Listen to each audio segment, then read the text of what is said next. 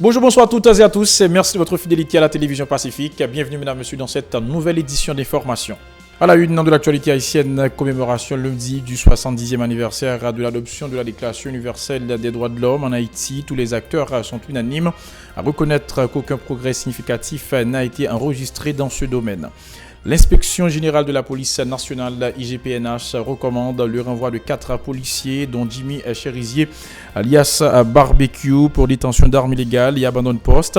Séquestration suivie de tentatives d'assassinat et association de malfaiteurs sont également reprochées à ces agents. Environ 300 jeunes ont participé ce week-end à Pétionville au 27e symposium de la Chambre des jeunes entrepreneurs et du réseau national des étudiants pour le progrès d'Haïti, RONEF, sur le thème « Une jeunesse de patrons est possible ». De l'actualité internationale, en Russie, un ancien policier est reconnu coupable de 78 meurtres. Voilà, mesdames et messieurs, pour l'essentiel de cette édition. Restez branchés sur la chaîne 54. Ces titres vous seront développés tout de suite.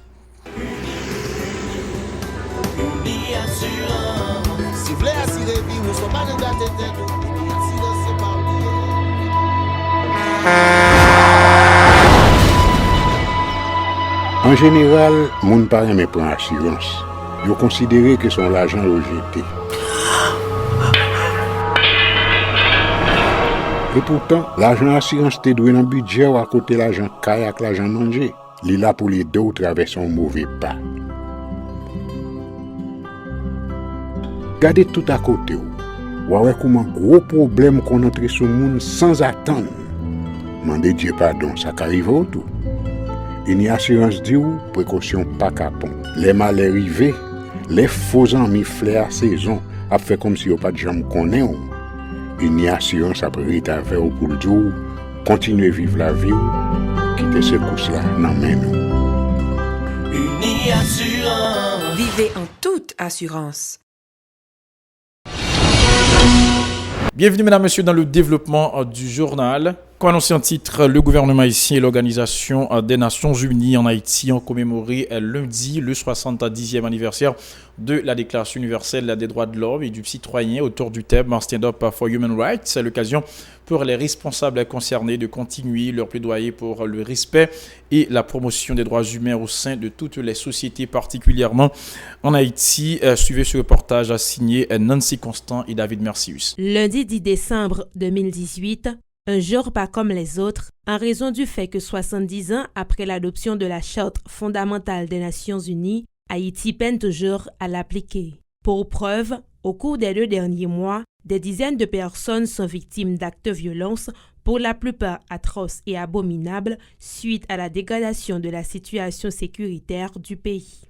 La Banque nationale Tang. La lutte pour le respect des droits humains doit être permanente, encourage le représentant du Haut-Commissariat de l'ONU aux droits de l'homme en Haïti, réuni sur un même plateau avec les décideurs nationaux. Les droits de l'homme, vous ne les savez que trop, restent une conquête permanente et appelle les concours de toutes les forces vives de la nation d'Haïti et de l'ensemble du peuple du monde. Le président de la République, Jovenel Moïse, reconnaît que le pays patauge dans le domaine des droits de l'homme. Ici, en Haïti, nous ne pas bailler tête nous mentir. Nous reconnaissons que nous avons un pile travail pour nous faire, pour liberté, continuer blaye tout partout dans le pays.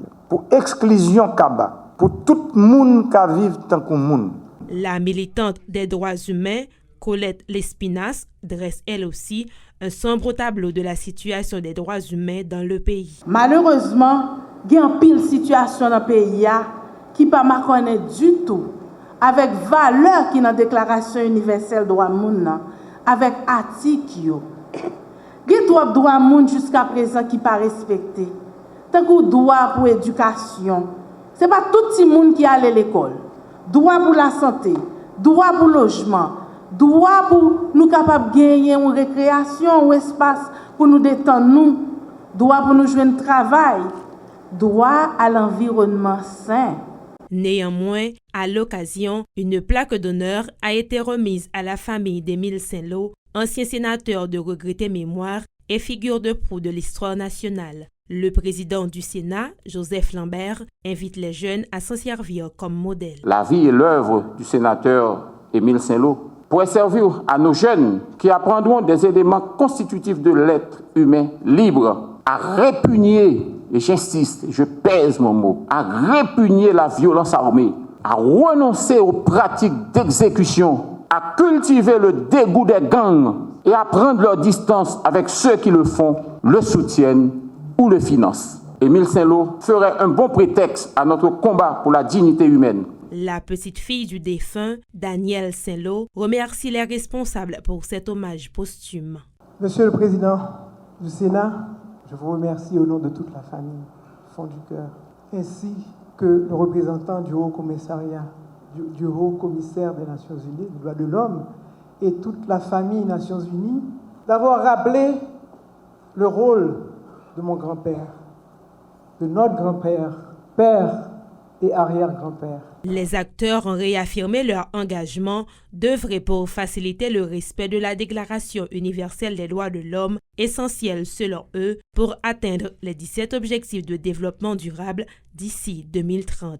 Les membres du jeune barreau de Port-au-Prince ont dressé lundi un triste tableau de la situation des droits de l'homme en Haïti à l'occasion de la journée universelle des droits de l'homme le 10 décembre. Le secrétaire général de cette structure, Eddy Paul Fleurin, en a profité pour dénoncer les nombreux cas de violation des droits fondamentaux des citoyens enregistrés dans le pays. Ses propos au micro de Mario Sylvain et de Francineus. 70 ans après, Haïti comme pays, un pays fondé des Nations Unies et qui va garantir que texte a pas appliqué la Kaili qui bon nous y.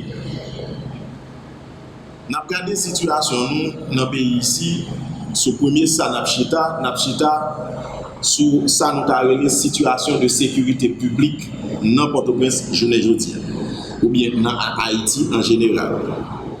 Nous avons une juridiction Port-au-Prince qui gagne depuis quelques temps là campé. L'aile campé ça veut dire il y a un ensemble de monde que la police a arrêté qui t'a supposé déférer dans le parquet. Et pour pas qu'il y ait gardé opportunité pour poursuivre pour les dossiers à cabinet d'instruction, ou bien ils ont libéré parce que pour ça ils ont arrêté, pas trop grave que ça. Tout le monde a campé en côté. Ils ont éminent docteur, Madame Michaela Amédée Gédéon, fait un accident du côté des Cailles. Mais il mourit, malgré son docteur, il était ministre de la Santé, mais il mourit parce qu'il n'a pas eu de soin. Qui dirait pour moi-même avant, qui chita là, nous n'avons aucun embranchement dans la question médicale, donc où est la situation dans qui est alliée? Pour nous, nous petit soin, nous les dire, s'il n'y a pas de pour le syndrome au Cuba, ou bien à aux États-Unis qui cher, Canada qui cher, mais on va mourir gentiment. Aucun dialogue n'a été jusqu'à date entamé par les autorités étatiques avec les responsables du barreau de Port-au-Prince autour de la crise qui prévaut au palais de justice de Port-au-Prince où les avocats continuent d'observer leur débrayage. Lors d'une conférence de presse lundi, le secrétaire général du jeune barreau, Peter Reynold Delcini, a critiqué l'inaction de l'exécutif face au dysfonctionnement du tribunal civil de première instance de Port-au-Prince. Sa déclaration au micro de Nancy Constant de David Mercius. Au moment où on parle de négociation qui est de manière formelle, qui est faite à Barreau de Port-au-Prince. Parce que avant Barreau d'arriver dans le stade de résolution qui dépend de l'Assemblée générale, c'est vrai qu'il y a un ensemble de pourparlers qui est fait et l'autorité ne pas prendre responsabilité. Je veux dire, si on a des autorités qui prennent responsabilité à la suite de pourparlers, on ne peut pas avoir une résolution. C'est parce que l'avocat a constaté en dépit de parler qui était pas aucun suivi qui fait de la part de ces autorités. Donc, l'avocat a réuni en assemblée générale, ils ont voté une résolution. Et ces résolutions qui votent, qui fait journée jeudi, on trouve des situations côté où le tribunal n'a pas fonctionné. Maintenant qu'on est là, l'autorité, est-ce qu'ils rendent compte réellement la fonction régalienne de l'État lui appartient à dirigeants ça pour capable prendre mesures qui imposent ou bien est-ce que yo a continuer quitter situation dans ça nous connaît là que je ne dis commissaire gouvernement lui saisir d'office pour capable protéger société face à moun qui a armé moun qui a bail moun za pour tuer moun qui fin tuer moun qui a violé moun pour que commissaire gouvernement c'est un commissaire gouvernement qui n'est pas à la hauteur de sa tâche et si l'autorité